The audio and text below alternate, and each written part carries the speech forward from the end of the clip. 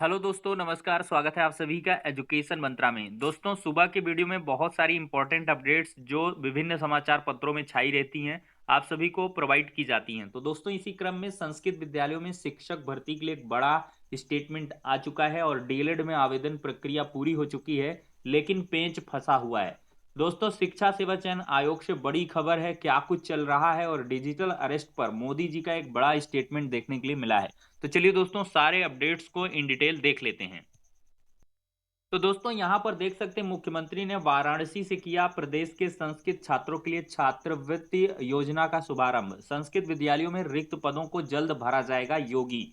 तो दोस्तों, 69,195 संस्कृत विद्यार्थियों को छात्रवृत्ति वितरण कार्यक्रम शुरू हो गया है और मुख्यमंत्री योगी योगी आदित्यनाथ ने रविवार को घोषणा की है कि संस्कृत विद्यालयों और महाविद्यालयों में शिक्षकों के रिक्त पदों को भरा जाएगा। उन्होंने यह भी कहा है कि जिन स्थानों पर अब तक शिक्षक नहीं है, वहां मानदेय के आधार पर शिक्षकों की नियुक्ति होगी और उनके अनुभव को वरीयता दी जाएगी। तो दोस्तों, एक बड़ी अपडेट निकल के आ चुकी है कि संस्कृत विद्यालयों में जो भी शिक्षक भर्ती है बहुत जल्द शुरू होने वाली है। दोस्तों, मुख्यमंत्री ने संपूर्णानंद संस्कृत विश्वविद्यालय में आयोजित समारोह में प्रदेश के संस्कृत विद्यार्थियों के लिए छात्रवृत्ति योजना का शुभारंभ किया है। योगी ने मंच से 12 संस्कृत छात्रों को डेमो चेक देकर प्रदेश के 69,195 संस्कृत विद्यार्थियों को 5,86,00,000 की छात्रवृत्ति वितरण कार्यक्रम की यहां से शुरुआत कर दी है। मुख्यमंत्री ने गुरुकुल पद्धति के आवासीय संस्कृत विद्यालयों को पुनर्स्थापित करने का संकल्प लिया है। बोले हैं कि गुरुकुल की तरह छात्रों के लिए निःशुल्क छात्रावास व भोजन की व्यवस्था करने वाले संस्थानों को सरकार मान्यता देकर अनुदान देगी। और दोस्तों, विद्यार्थियों का खुले बैंक अकाउंट। योगी ने योजना का महत्व बताते हुए पहले संस्कृत के 300 छात्रों को ही छात्रवृत्ति मिलती थी, उसमें भी आयु सीमा तय थी। अब हमारी सरकार ने इसे सभी छात्रों तक पहुंचाने का संकल्प लिया है। राज्य सरकार बीएचयू में संस्कृत के विशिष्ट शोध को प्रोत्साहित भी कर रही है। तो दोस्तों, यहाँ पर 21 छात्रों को मिली संस्कृत छात्रवृत्ति। कलेक्ट्रेट में रविवार को आयोजित कार्यक्रम में संस्कृत स्कूल और महाविद्यालयों के 21 छात्रों को छात्रवृत्ति दे दी गई है। तो दोस्तों, इस प्रकार से बहुत सारे सुधार। योगी आदित्यनाथ जी का ये मानना है कि जो पहले गुरुकुल प्रणाली चलती थी, उसके आधार पर जो विद्यालय हैं वो ज़्यादा से ज़्यादा चलें और संस्कृत को बढ़ावा दिया जाए। जो हमारी सनातनी संस्कृत थी उसको बढ़ावा मिले और इसके आधार पर काम भी हो। तो खैर, एक हिसाब से देखा जाए तो अपनी संस्कृतियों को जीवित रखने का ये बहुत ही सुधारात्मक कदम है। अगर इसमें ज़्यादा से ज़्यादा शिक्षक भर्तियां आती हैं, संस्कृत विद्यालयों में पठन पाठन कार्यक्रम गुरुकुल प्रणाली के तहत किया जाता है, तो अवश्य ही सामाजिक सुधार होगा। और साथ ही साथ यहाँ पर देखा जाए तो शिक्षक भर्तियों के लिए व्यापक अवसर भी देखने के लिए मिलने वाले हैं। दोस्तों, देखा जाए तो कोर्ट ने 12वीं तक के लिए देखा जाए तो कोर्ट ने 12वीं पास को प्रवेश में अवसर देने का दिया है आदेश। डीएलएड के आवेदन पूरे पर प्रक्रिया जो है वो फंसी हुई है। बेसिक शिक्षा विभाग के आदेश के खिलाफ अपील कर तक न सका। दाखिले के लिए काउंसलिंग का कोई कार्यक्रम जारी नहीं है। 2,33,000 सीटों के लिए 3,25,440 आवेदन आए हुए हैं। दोस्तों, प्रदेश के प्राथमिक और उच्च प्राथमिक विद्यालयों में सहायक अध्यापक भर्ती के लिए अनिवार्य डिप्लोमा इन एलिमेंट्री एजुकेशन डीलेड या पूर्व में बीटीसी की 2,33,350 सीटों पर प्रवेश के लिए 3,25,440 अभ्यर्थियों ने आवेदन किया है। दूसरे चरण के ऑनलाइन आवेदन में 3,54,904 अभ्यर्थियों ने पंजीकरण कराया था। 3,27,241 ने फीस जमा कर दी है और 3,25,440 ने अंतिम रूप से आवेदन किया है। तो 3,25,440 जो फाइनल आवेदन है, यही वैलिड आवेदन माने जाएंगे। अब दोस्तों, देखते हैं मामला क्या है। 2024 के दूसरे चरण के लिए आवेदन पूरे हो चुके हैं, लेकिन प्रवेश की काउंसलिंग का कोई कार्यक्रम तय नहीं है। हाईकोर्ट ने पिछले महीने राष्ट्रीय अध्यापक शिक्षा परिषद की गाइडलाइन के अनुरूप 12वीं पास अभ्यर्थियों को डीएलएड में प्रवेश का मौका देने के आदेश दिए थे। बेसिक शिक्षा विभाग ना तो अब तक इस आदेश के खिलाफ अपील कर सका है और ना ही 12वीं पास विद्यार्थियों से ऑनलाइन आवेदन ही आमंत्रित किए जा सके हैं। कोर्ट के आदेश के खिलाफ विभाग ने अपील के लिए विधिक राय मांगी थी, जो अब तक नहीं मिली है। यही कारण है कि सिंगल बेंच के आदेश को चुनौती नहीं दी जा सकी है।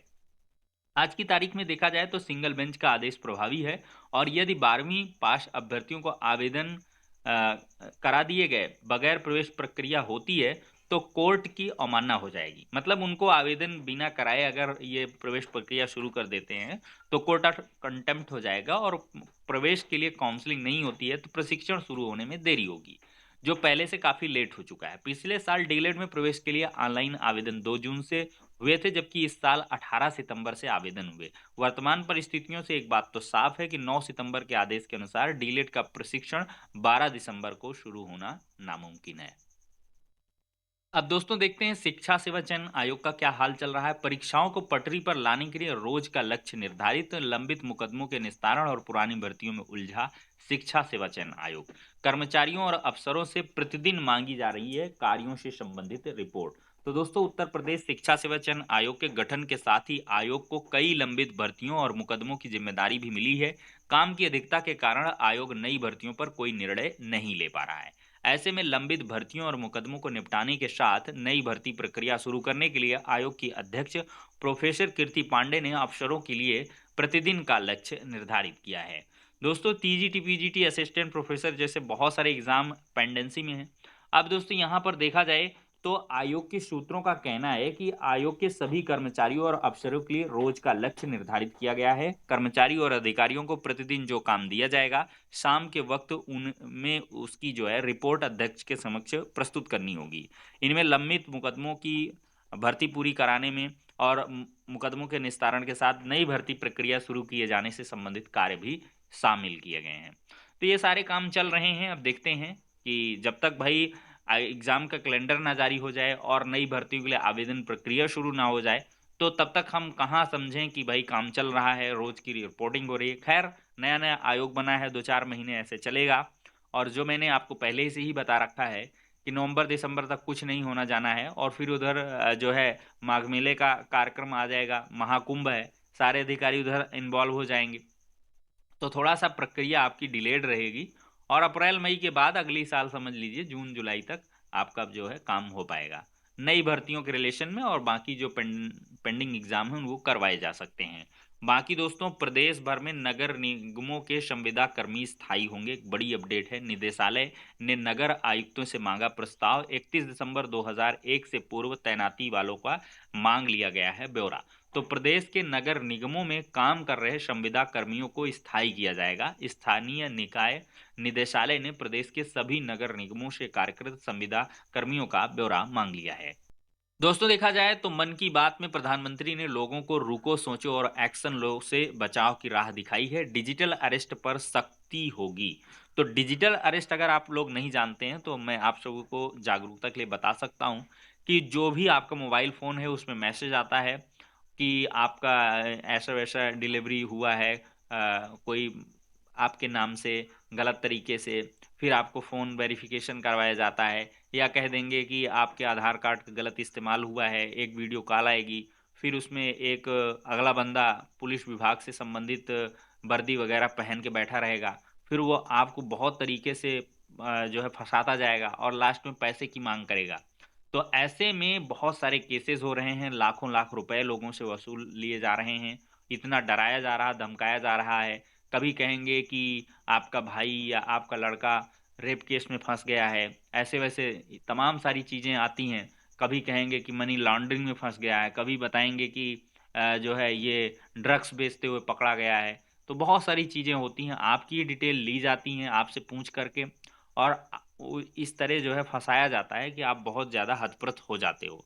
तो ऐसे में प्रधानमंत्री जी ने कहा है कि डिजिटल अरेस्ट जैसी कोई व्यवस्था हमारे कानून में नहीं है और ना ही कोई एजेंसी आपको धमकी देती है, ना ही वीडियो कॉल करेगी, ना कोई पूछताछ करेगी, ना पैसों की मांग करेगी। जो फरेब चल रहा है उससे निपटने के लिए जांच एजेंसियां राज्य सरकारों के साथ काम कर रही हैं। नेशनल साइबर कोऑर्डिनेशन केंद्र भी स्थापित कर दिए गए हैं। तो दोस्तों वीडियो कॉल, ईमेल से कोई भी संदेश प्राप्त किया जाता है जिसमें दावा किया जाता है कि चोरी व धन शोधन जैसी अवैध गतिविधियों के लिए जांच के दायरे में आप हैं, तो जालसाज ऐसे दस्तावेज दिखाते हैं जो वैध प्रतीत होते हैं। अक्सर संस्थाओं के लोगों और नाम का उपयोग करते हैं। कई लोग डर कर मेहनत से कमाए पैसे को गंवा देते हैं। तो आपको बहुत सारे सर्टिफिकेट भी दिखाए जाएंगे कि आपका आधार कार्ड यहाँ पे इन्वॉल्व है, ऐसा है वैसा है, फर्जी मोहर लगा करके बहुत सारी चीज़ें आपके साथ होंगी। तो आप बिल्कुल भी ऐसे फ़ोन कॉल को तुरंत काटिए और उनको ब्लॉक कर दीजिए। तो ठीक है दोस्तों, इस वीडियो में इतना ही, नेक्स्ट में मिलते हैं।